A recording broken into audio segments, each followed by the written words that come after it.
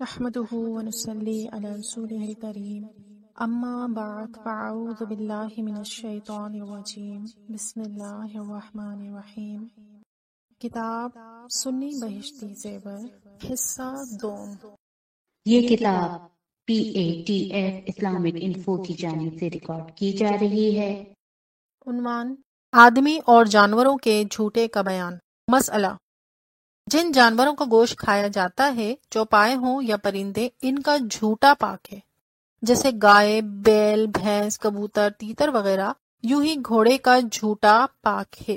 مسئلہ: جو مرغی چھوٹی پھرتی اور غلیظہ پر منہ ڈالتی ہے، اس کا جھوٹا مکروہ ہے، اور بند رہتی ہو تو پاک ہے۔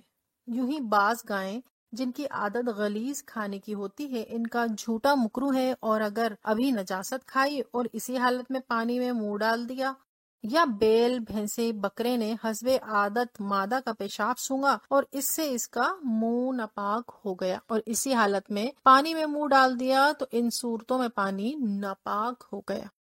مسئلہ: سور، کتا، چیتا، بھیڑیا، ہاتھی، گیدڑ اور دوسرے درندوں کا جھوٹا بھی ناپاک ہے۔ مسئلہ: پانی کے رہنے والے جانور کا جھوٹا پاک ہے، ان کی پیدائش پانی میں ہو یا نہیں۔ مسئلہ: اڑنے والے شکاری جانور جیسے شکرا، باز، بحری، چیل وغیرہ کا جھوٹا مکروہ ہے، اور یہی حکم کوے کا ہے۔ یوں ہی گھر میں رہنے والے جانور جیسے بلی، چوہا، چھپکلی کا جھوٹا مکروہ ہے۔ مسئلہ: گدھے، خچر کا جھوٹا مشکوک ہے، یعنی اس کے قابل وضو ہونے میں شک ہے، لہٰذا اس سے وضو و غسل نہیں ہو سکتا۔ عامہ کتب۔ یہ کتاب PATF اسلامک انفو کی جانب سے ریکارڈ کی جا رہی ہے۔ متفرق مسائل۔ نمبر 1، کتے نے برتن میں منہ ڈالا تو اگر وہ چینی یا دھات کا ہے یا مٹی کا، روغنی یا استعمالی چکنا ہے تو 3 بار دھونے سے پاک ہو جائے گا، ورنہ ہر بار دھو کر سکھانا ضروری ہے۔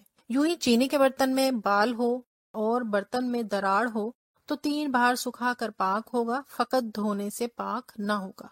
نمبر 2، معاذ اللہ شراب پی کر فوراً پانی پی لیا تو پانی نجس ہو گیا۔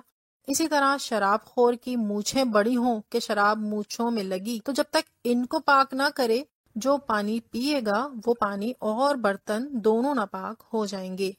نمبر 3، بلی نے چوہا کھایا اور فوراً برتن میں منہ ڈالا تو برتن ناپاک ہو گیا، اور اگر زبان سے منہ چاٹ لیا کہ خون کا اثر جاتا رہا تو ناپاک نہیں۔ نمبر 4، جو جھوٹا پانی پاک ہے، اس سے وضو و غسل جائز ہیں، مگر جنوب نے بغیر کلی کیے پانی پیا تو اس جھوٹے پانی سے وضو ناجائز ہے کہ مستعمل ہو گیا۔ نمبر 5، اچھا پانی ہوتے ہوئے مکروہ پانی سے وضو و غسل مکروہ ہے، اور اگر اچھا پانی موجود نہیں تو کوئی حرج نہیں۔ نمبر 6، اچھا پانی ہوتے ہوئے مشکوک سے وضو و غسل جائز نہیں، اور اگر اچھا پانی نہ ہو تو اسی سے وضو غسل کر لے اور تیمم بھی، ورنہ نماز نہ ہوگی۔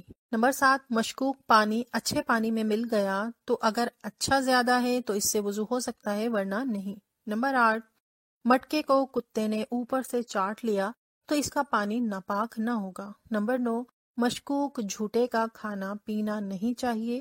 نمبر 10، جس کا جھوٹا ناپاک ہے، اس کا پسینہ اور لعاب بھی ناپاک ہے، اور جس کا جھوٹا پاک ہے، اس کا پسینہ اور لعاب بھی پاک ہے۔ جس کا جھوٹا مکروہ اور اس کا لعاب اور پسینہ بھی مکروہ ہے۔ نمبر 11، گدھے خچر کا پسینہ اگر کپڑے میں لگ جائے، کپڑا پاک ہے، چاہے کتنا ہی زیادہ لگا ہو۔ در مختار، رد المختار وغیرہ۔ آپ دیکھ رہے ہیں PATF Islamic info YouTube channel. مزید اسلامک ویڈیوز کے لیے ہمارا چینل سبسکرائب کریں۔